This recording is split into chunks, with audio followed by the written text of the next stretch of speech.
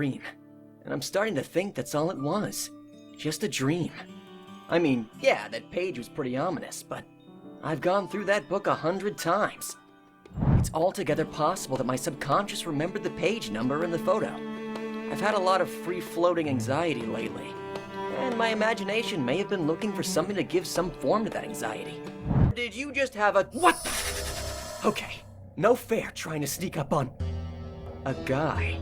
Little one, little spider, so far from home, so far from your mother.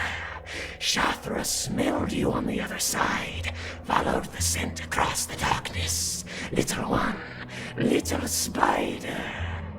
Look, I know why you're here, but there's no reason for us to fight.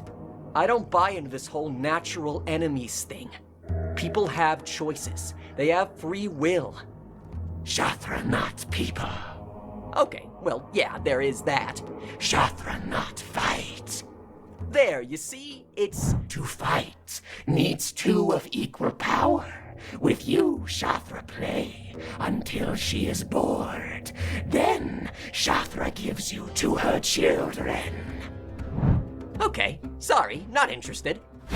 I've got places to go, things to do, credit cards to overcharge. No, stay. Whoa! Okay, now you're starting to annoy me. Look, I think I see the problem here. You're one big ball of instincts, and you have to follow them. I get that, but that doesn't mean we have to— Talks too much. Ah! Damn, she's fast. I barely saw that coming in time to move. Would have lost my whole shoulder. Okay, I tried, but if that's the way you want it, you've got it. All my life, I've had a thing about hitting women. I won't do it, even with a baddie, unless I'm totally up against the wall. Then, as she moves again, impossibly fast, I remind myself that she's not human, and that unless I end this fast and hard, against the wall is exactly where I'll end up. You know what your problem is? I wear a spider on my costume because it's a nod to where the power came from. It's a role, but there's a difference between wearing the colors and playing the part.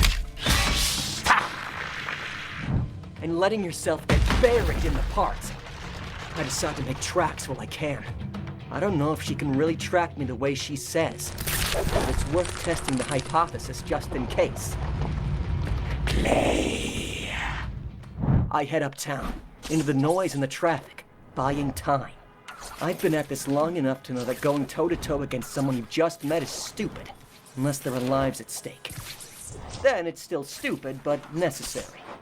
Need to get a sense of what her abilities are. How fast she can— Oh, that fast. Nuts. Woo! Look, it's a bird. It's a plane. It's— Move it, you freaks. The light ain't getting any greener. Oh, man. That one hurt. This is such a— Come on. Could someone just cut me a little slack here? Yeah, fine. Up yours too, buddy. On the other hand, maybe it's a good thing. Because now, I'm pissed. Okay, you want this? Let's do it. But we'll do it my way. Welcome to the subway system. Welcome to New York. Welcome to my town. Hey, you gotta pay! Sorry, all my change is in my other pair of pants. Coming through. Made it. Now, if only she— Perfect. Little spider thought it could hide, but Shartra sees it. Shartra knows it, knows all about it, because she can smell it. She can— Hey, Shartra?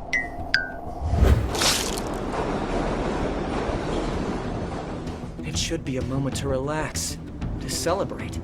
Except, before the car hit, she was smiling. And I heard her say, just loud enough for me to hear it, she can smell Parker. Imagine a villain who doesn't just want to kill Spider-Man. She wants to hunt, torment, and devour him.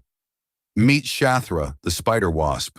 She's an extra-dimensional predator, seeing spider totems like Peter Parker as nothing more than prey. She's not just a brute force enemy. She's a master manipulator. Once she turned the whole world against Peter Parker before going in for the kill.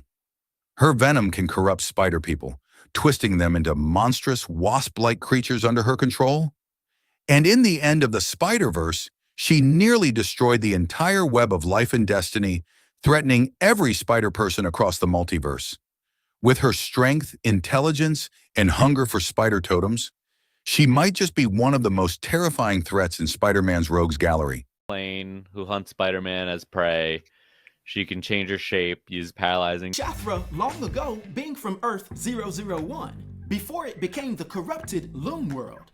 She was the daughter of Ashtar and Gaia, and she was tasked with designing the celestial map of humanity. And after much thought and work, she would design the Great Nest. Although her younger sister named Neith would see a problem with the design, and she herself would create a great web of her own. Her little sister Neith's work would impress their parents, as well as the other gods, and they would end up giving her the duty of being the shaper of the multiverse, which eventually led to Shartra becoming dark with jealousy and rage. So when Neith finished building the web of life and destiny, Shathra's rage would come full circle, and she would transform into a dark, wasp-like goddess bent on revenge against all spiders, wanting her great nest to eventually replace the great web her sister had made. Now, Shartra would first come across Spider-Man of Earth 616 when he strayed away from the path during a visit to the astral plane to locate the interdimensional kidnapper known as Shade. Shartra would quickly realize that Peter Parker was a spider totem, and she was determined that he would make a perfect meal for her hungry young hatchlings. She would actually follow Spider-Man's scent back to his reality, and would immediately do battle with her would-be victim, easily demonstrating her superior strength and speed. And although Spider-Man would barely get away, he knew that Shartra would be able to locate him eventually. But in actuality, what Shartra would do is change into a human form, taking on the name Sharon Keller, and pose as Spider-Man's upset lover, going on live TV to try to reveal convincing and humiliating details about their relationship. This tactic actually worked with drawing Peter Parker out, due to Mary Jane Watson, his woman, being upset over this scenario. Peter would uncharacteristically become very aggressive and actually crash the studio that the interview was taking place and attack so-called Sharon in front of everyone. Lucky for him, she would revert back into her Spider-Wasp form, and the two of them would do epic battle in the streets. And despite Spider-Man almost descending into a mindless fury, he would barely get away after Shartra started getting the upper hand and actually hitting him with her paralyzing agent. Yet after Spidey's narrow escape, he would be helped by Ezekiel Sims to set up a trap for Shartra, with her eventually being consumed by the Spider God in a sacred temple in Ghana. However, since she's immortal, years later we'd see Shartra confront Kane Parker in Houston, trying to trick the powerful Spider-Man by appearing in the form of his girlfriend, Annabelle Adams. But in this scenario, Shartra had figuratively bitten off more than she can chew, because Kane completely gave in to his form of the other to consume this wasp goddess. But yet again, during the end of Spider-Verse storyline, we'd see Spiderling repairing the great web on Loom World, when she inadvertently touched the primal strand of the web, which released Shartra. The goddess immediately recognized her as a spider totem and being related to Peter Parker, sending her spider wasps to sting her and corrupt Annie to transform her into Shartra's nestling. Shartra would go about trying to build herself a personal army of converted spider totems, personally turning Spider-Man Noir while sending swarms to turn other spiders such as Gwen and Mayday. While carrying out this campaign, Shartra even had Nestling open a portal to send a swarm to Earth 616, and she sent Noir, who actually took out Spider-Woman. But after Shartra brought back many of the 616 spiders, including Miles Morales and Silk, she would learn that she earned a very powerful and jealous new foe.